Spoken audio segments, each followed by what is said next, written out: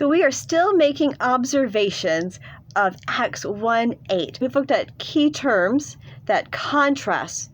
We've looked at some cause and effect. When the Holy Spirit comes upon you as a cause, and it will bring about this effect of receiving the power. There's another cause and effect here.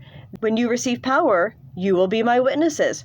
So we actually have two causes. We have the greater cause. We have the Holy Spirit that causes power. When you receive power, you will be witnesses. You cannot be a witness without the Holy Spirit. You have to have the Holy Spirit to really witness for Christ about the things that He has done for you, in you, and through you. And when you have that Holy Spirit, He will empower you and give you that supernatural power to proclaim what He has done, therefore being His witnesses. So we've seen contrast, and we've seen cause and effect. We've looked at our verbs to see what tenses they are. And in this passage, a lot of these here are future tense, right?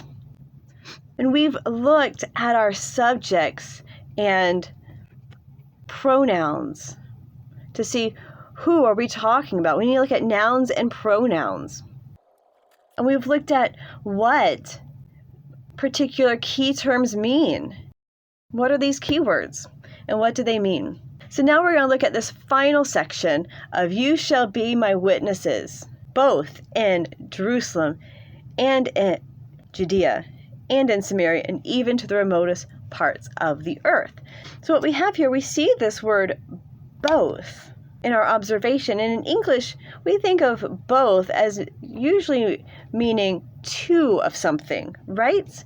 But we have here four things. So how do we make sense of that? So we're going to look at that real quick. Going back over to our Logos, we see here, and you will be my witnesses in Jerusalem and in Judea and Samaria and to the farthest parts of the earth. The Lexham Bible doesn't use the phrase both that the NASB does. Let's go over here and look at this Greek phrase. What does it say in the Greek? Let's see. All right, we have here, this is the word Jerusalem, en-te. So let's look at this. So I'm going to select this word before Jerusalem, and it can mean both or and. It is a logical correlative. It is a logical correlative here.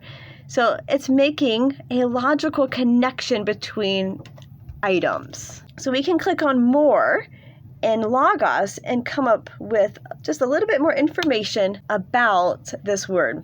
So it can mean something like as well or also. So it's not both as in two.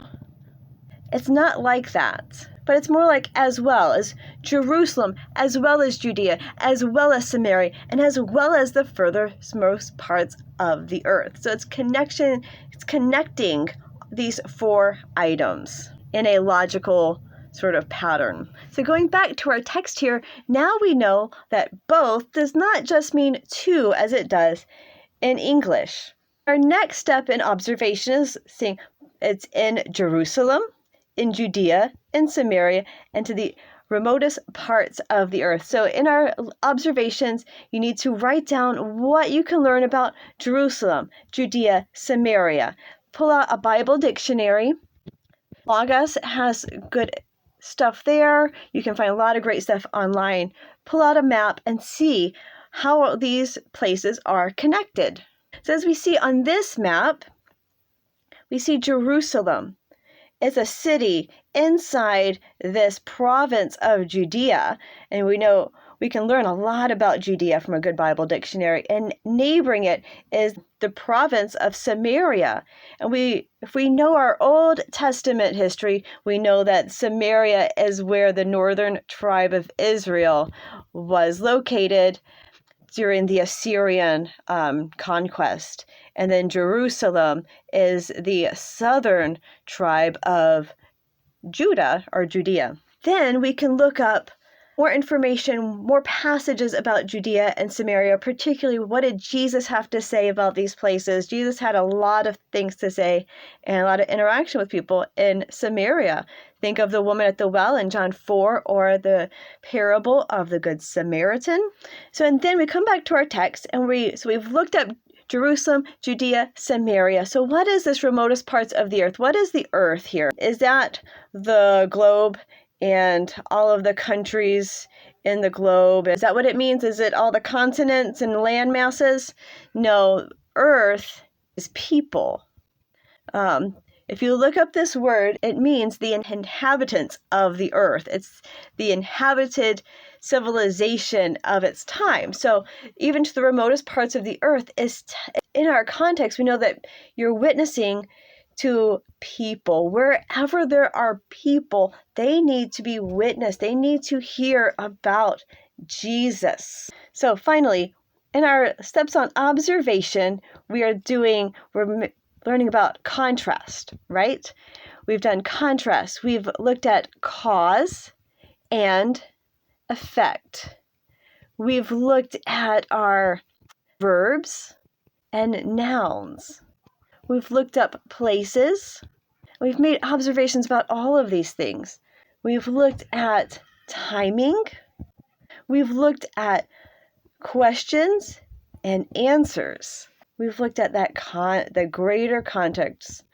Don't ever, ever, ever study a verse in isolation, because nothing happens in isolation. You need to know the context of every passage.